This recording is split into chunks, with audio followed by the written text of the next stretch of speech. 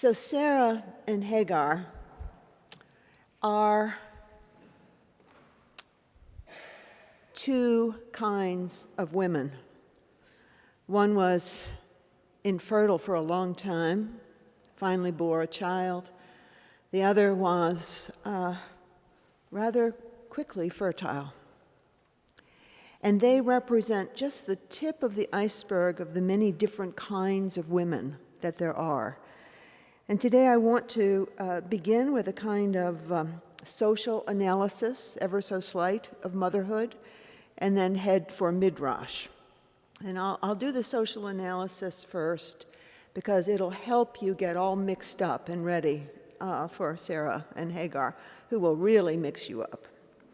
Many congregations, probably some of you have attended these congregations, on Mother's Day have a special ceremony where they ask the mothers to stand up and be recognized. Have you ever been at one of those congregations? It's very, very, very common. And I just can't imagine what Sarah would be feeling while that was happening for her. Today I want to argue that we should abolish this practice, not because it's just mean, which it is, but more because it doesn't help what this text was trying to make happen, which is that Sarah and Hagar learn to get along and learn to be mutually respectful of each other. The one who was a mother in terms of fertility, and the other who was a woman and was not fertile. So there's so many other ways to recognize women besides Mother's Day. I'm going to get nicer about it, but it's going to take me a while.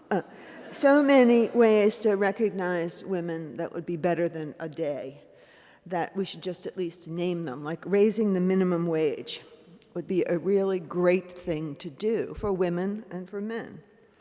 When we separate the Sarahs and the Hagars, the ones who bear children, into a bucket of sentimentality that helps neither the mother nor the woman who is not a mother if she can't pay her bills.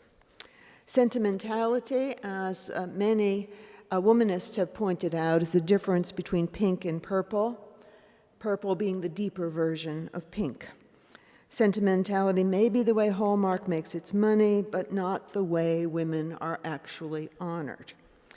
In a time when young women are still carrying mattresses around Columbia University, and NYU has hired a staff, by my count, of 20-plus people reporting directly to the president to deal with the pervasion of sexual violence on this campus, our neighbor. 20 people reporting directly to the president to deal with violence against women on this campus where we live. In a decade where statistics remain accurately at 1 out of 3 women having been sexually violated in the course of her lifetime at least once. That means 1 out of 3 women in this room right now have been sexually violated at least once in their lifetime, and I am one of them, just so you know. This is not a time for greeting cards. Greeting cards make sentimentality look bad.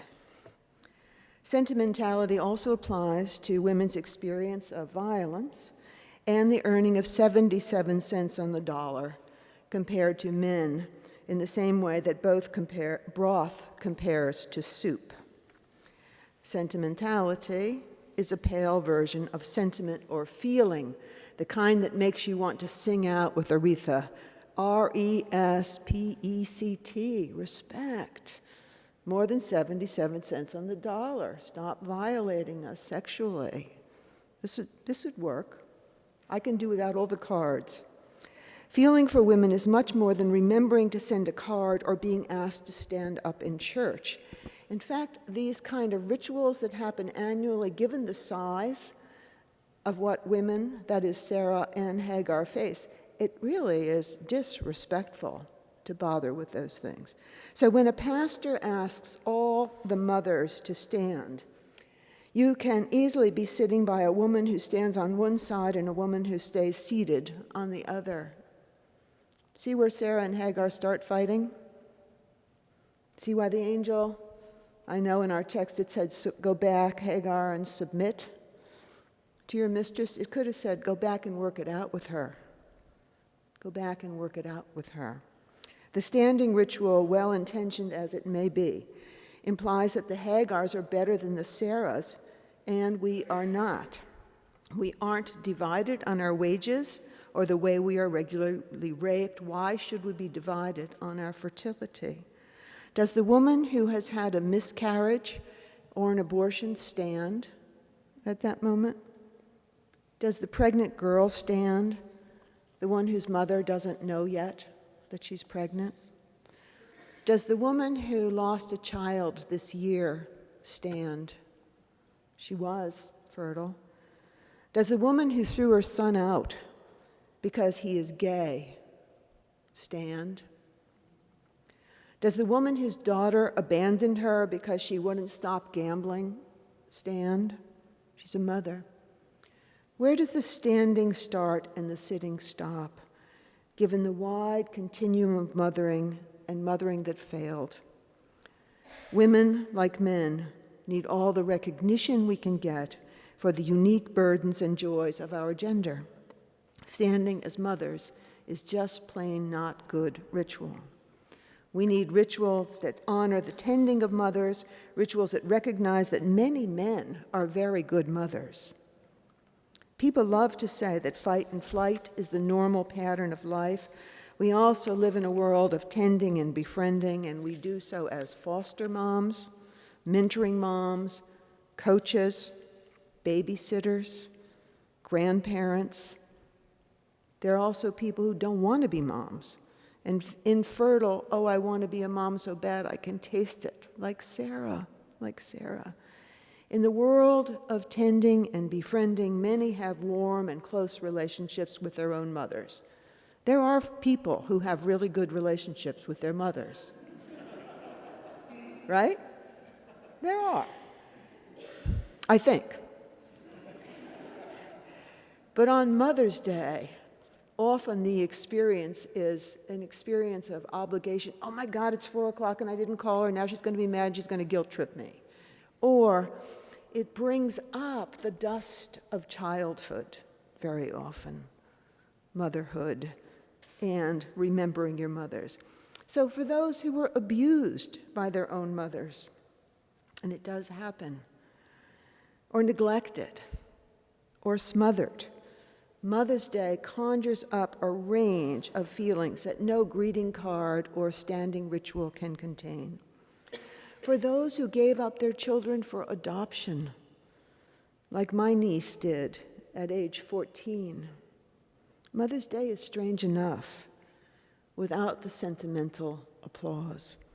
She says to this day that she hates Mother's Day, and she's made right with the daughter she gave up to another family to raise. So mothering is just one place on a big social spectrum, like gardening or learning to play the violin or trying to cure cancer.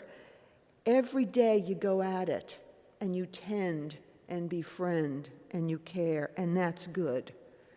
But you got to be really careful about gender here. Mother hens are found in many machine shops. Tending and befriending doesn't pay well, but it takes a village to manage it, not just a mother. Annual nanny days would also help if you really wanted to do it right. So now let's switch to kind of looking at this text theologically. Jesus was very clear, and he said in so many different ways, anyone who loves their father or mother more than they love me is not worthy of me. That's the same message in this text, because it goes on to become the binding of Isaac, right? Finally, Sarah has a son. Abraham tries to kill him because God says Isaac must be killed. What does that text mean? It means that nothing is better than God, human. That's what it means. And that we actually idolatrize the love of parent and child more than anything else. So God even goes after that. The angel, at the end of this text, comes in to say there's nothing better than God. You're going to have to do what I tell you to do, and don't get hung up about either your fertility or your infertility. Job gets the same treatment from God. Are you kidding me, God says? Suffer. Go ahead. It's not bothering me. Nothing is bigger than God. And this is really so different than what we usually hear on Mother's Day, right? Nothing's better than Mom. Well, there's lots better than Mom and Dad and sister and brother. So getting it in the right frame is very, very important. So Sarah mistook her fertility for her value. She mistook her fertility for her value. And Hagar's fertility was not her only value either. When we overdo it with mothers, we participate in Sarah's mistake about her value. And we get into this idolatrizing of human love. By the way, the golden rule we love to talk about. It's a gorgeous thing. There's nothing better than the golden rule if you're confused and don't know what to do or what to think. But it says, love God first, and then love each other. And most of us run straight to neighbor as love. What these texts, these big fat texts about Sarah and Hagar and the binding of Isaac and about fertility and value, what these big texts are saying is love God first. It takes a whole life to understand certain texts, and this is surely one of them. It is about women and about how women participate in our own undoing. It, by the way, also undoes the religious right, talking about how marriage is just something between one man and one woman. Tell that to Abraham. The abuse of biblical texts for political reasons is an equal opportunity employer. On the right, that marriage it doesn't involve surrogacy. I mean, what if a lesbian wants to have a child? What's wrong with a surrogate? Biblically, if you want to participate in that kind of theology, where if somebody in the Bible did it, it must be okay. Let's not go there. But that being said, the texts do come down to God not being mocked by being second, to a woman's sense of fertility or the shame that she may carry about that. So I also love the fact that there's no blame for Abraham here. Did you notice that? I mean, the angel doesn't come to Abraham and say, can you work this out? The angel says, you girls work it out. So the angel does not participate in the lack of sisterhood between the two women. Return, says the angel, to your mistress. And I really do think that could mean work it out together. And don't go to murderous thoughts or behavior, because those kind of eliminations are also reserved for God. When you take the whole text and the whole Bible together and use the exegetical tool of love and nothing else, surely the angel did not mean return to oppression. She meant go forward to something like harmony or sisterhood, the place beyond shame. So it's like Jesus saying, don't love your children more than you love me. Listen up, women. Don't love your children more than you love the larger. If it's God for you, it's God. But there is something larger than us. Finally, I just wanted to notice that the way Abraham disappears in the Sarah-Hagar text, it's like, where'd he go?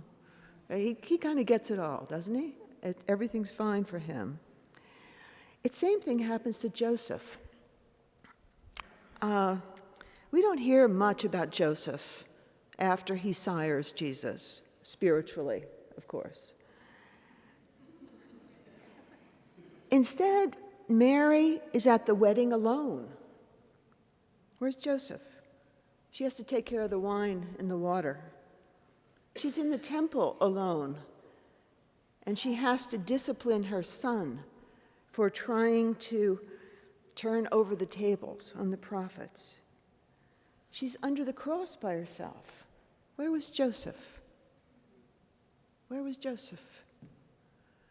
This kind of receding man, while women are blaming ourselves for fertility or infertility or whatever, is a huge self-consciousness in the form of sin. So now I want to say a good word about mothers. Just because we don't want to value women too much as mothers doesn't mean that we want to undervalue them either. I had a big thing happen this week. Some of you knew our dog Kofi. Well, he died this week. His surrogate mother put him to sleep. We couldn't take care of him anymore in New York City, and so he went with Nancy, the woman who helped us raise our children in Riverhead and in Amherst. He was 14, he had cancer, and he had a sweet death. Kofi needed a lot more attention than we could give him. And so the only place for him to go was to the woman who helped us raise our 3 kids. When we had 3 kids in 2 years, by the way, nursing a child is not birth control. Just making sure you know that, right?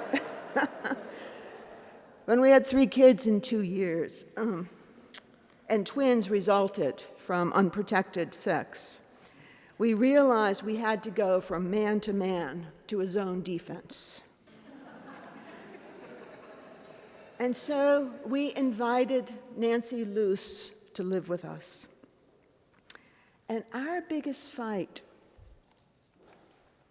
and of course we fought because we were family, our biggest fight was about her role. Who was she to us?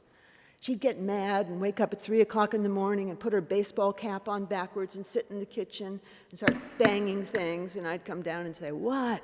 And she'd say, "Who am I? Am I the nanny? Am I the sister? Am I the aunt? I mean, we know who you are. You're the mother.